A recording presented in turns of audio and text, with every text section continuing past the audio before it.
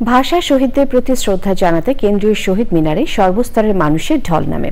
পরবর্তী প্রজন্মকে ২১-এর চেতনায় উজ্জীবিত করতে শহীদ মিনারে যান বিভিন্ন শ্রেণী পেশার মানুষ। শ্রদ্ধার মিছিলে ছিলেন ক্ষুদ্র নৃগোষ্ঠী এবং বিদেশি নাগরিকরা। মিথিলা নাজনীনের রিপোর্ট। ভোরের আলো ফোটার সাথে সাথে রাজধানীর নানা প্রান্ত থেকে আসতে থাকেন বিভিন্ন শ্রেণী পেশার মানুষ। বাড়তে থাকে শ্রদ্ধা জানানোর মানুষের ভিড়।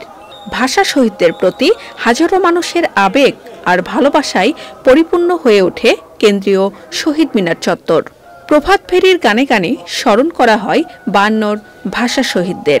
২১শে ফেব্রুয়ারি আমি কি ভুলিতে পারি। কেউ বা আসেন প্রতিষ্ঠানের ব্যানারে, আবার কেউ বা আসেন পরিবার পরিজন নিয়ে। শ্রদ্ধা জানাতে আসেন ঢাকা বিশ্ববিদ্যালয় পরিবারের সদস্যরা।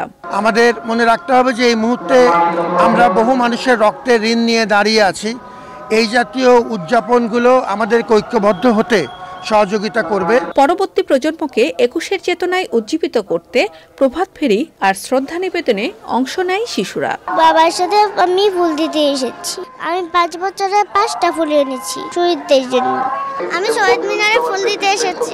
মূল উদ্দেশ্য হচ্ছে যে বাচ্চাকে এর সাথে পরিচিত করানো। শহীদরা আমাদের জন্য যা করেছে তা আমাদেরকে মনে রাখতে হবে যুগ যুগ। খুব আনন্দ লাগছে, খুব ভালো লাগছে।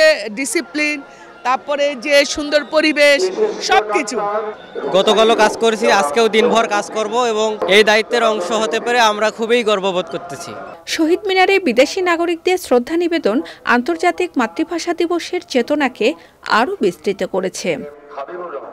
৫২ থেকে ২৪, ২১-এর চেতনা এভাবেই যুগে যুগে বাঙালিকে সকল জাতীয়তাবাদী আন্দোলনে প্রেরণা যোগাবে বলছেন শ্রদ্ধার মিছিলে যোগ হওয়া সাধারণ মানুষ। কেন্দ্রীয় শহীদ মিনার থেকে মিথিলা নাজনীন, চ্যানেল আই।